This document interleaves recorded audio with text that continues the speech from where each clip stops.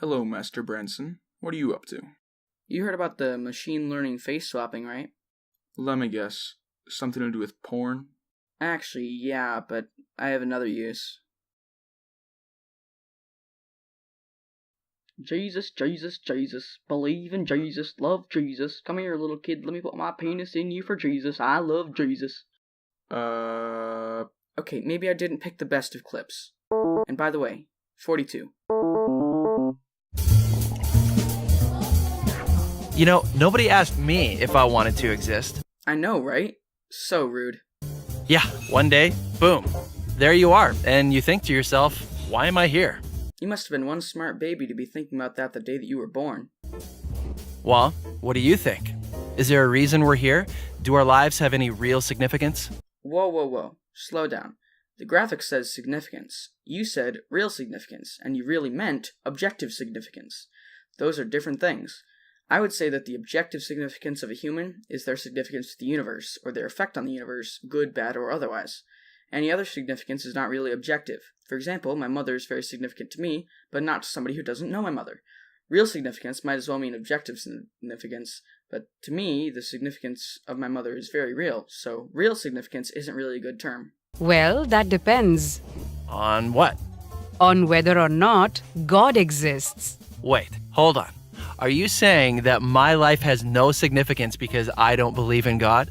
No, not at all. I'm saying that if God doesn't exist, it doesn't matter what you believe. Our lives would have no objective meaning, value, or purpose. Correct, and they don't. Well, sort of. Many atheists say that they can choose their own purpose, and I agree.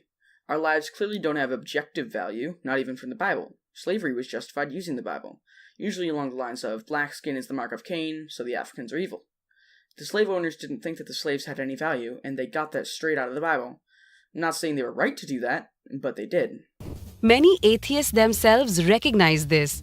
If atheism is true, life is absurd. Okay, and why do they think that?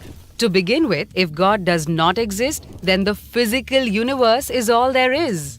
Which means you and I are just accidental byproducts of nature. Well, you can be an atheist and believe in things outside of our physical universe. Atheism just means you don't believe that gods exist, not that you don't believe in spirits or astral planes or whatever. I won't be arguing that point, since I do believe that the physical universe is all there is, but the term is slightly misused. Right, so? That means we were not intentionally designed, so there's no purpose for us being here. No objective purpose. You can choose your own purpose. For example, if you want, your purpose could be to become a doctor and help sick people, or to become an IT guy and help people with tasks that are so simple, and how the fuck do you know how to get your Word document, and how did you get 3 viruses that was gone for literally 5 minutes? Whoa. It gets worse. If God does not exist, there is no absolute standard of moral value. You've heard of Richard Dawkins, the atheist. Richard Dawkins, the evolutionary biologist with a PhD in philosophy. He points out that in a materialistic universe, there is at bottom no design, no purpose, no evil, no good, nothing but pointless indifference. This is commonly quoted by Christians. The full quote is on screen now. Pause to read it. The last sentence actually says, "The universe we observe has precisely the properties we should expect if there is, at bottom, no design, no purpose, no evil, no good, nothing but pitiless indifference." So it's not saying that those are the properties of a materialistic universe, as you wrongly said, but that the universe looks exactly how it should look if those properties are true. So you're saying atheists can't be good people? No, I'm not saying that. Many atheists live good lives. What I'm saying is, atheism fails to provide an objective basis for saying any particular action is good or evil. Correct, it doesn't. Again, atheism doesn't claim anything about morality, just that a god doesn't exist. Not getting morality from a man in the sky doesn't make the claim wrong. Oh, come on. After millions of years of sociobiological evolution, humans have developed a sense of morality. We all know it's good to feed a hungry child and bad to torture someone for fun. Is it good or bad to keep people as slaves? How about to beat them? The Bible says it's fine to have slaves as long as they aren't your fellow Jews, and it's fine to beat them as long as they get up within a few days. This is the extreme example, but it is in the Bible. You can say that was the Old Testament, but so is the Ten Commandments. So if you throw out slavery, you also throw out not stealing or murdering. Of course we do, but that's precisely what atheism cannot explain. If there's no God, then what we consider right or wrong is nothing more than an accident of evolution or a human social convention. Not quite. For an animal like a human that doesn't have a lot of strength or speed, it is a very good idea to be in a group. It's also a very bad idea to piss off that group because they can kill you. Having a sense of morality is a great way to stay in that group and not piss them off. So what? I'm good with that. Really? Evolution implies survival of the fittest, not morality. Survival of the fittest does not mean the strongest and fastest. Fitness, in this context, means how good they are at passing along their genes. Humans in groups have a much higher fitness than humans that are alone. And social convention means that racism, intolerance, and cruelty are not really wrong. They just happen to be unpopular. And I'm very glad that they are, because the Bible certainly doesn't condemn them. Okay, so atheists need to come up with some objective standard for rights and wrongs. How about this? If an action leads to human flourishing, then we can say it's objectively good. And if it doesn't, it's objectively evil. But why think that human flourishing is good? Aren't you being species-centric? Why not refer instead to the flourishing of rats or cabbages? Well, And who gets to decide what contributes to human flourishing? Hitler was convinced killing millions of Jews would promote human flourishing. And he was a Catholic. And Margaret Sanger thought forcing poor people to be sterilized would lead to human flourishing. As Kai Nielsen points out, pure practical reason will not take you to morality. Morality is a tricky subject. For example, there's a man in a hospital bed that has the flu, and in another room in the hospital there are 5 men who each need an organ transplant. Should the doctors kill the man with the flu to give his organs to the other 5? Does it make a difference if the first man is a convicted felon and the other 5 are children? My opinion is that in neither situation the organs should be taken. If a kidney is needed, the doctor should ask the first man if he would give up one of his kidneys, but if he says no, they shouldn't do it. So if atheism is true, there is no legitimate basis for saying that behaving one way is worse than behaving any other way. So it really doesn't matter how you live your life. Your day-to-day choices are meaningless. No. If I choose to rob a store, I will end up in prison. Most people, usually including myself, have empathy, and can think about how they would feel if they owned a store and were robbed.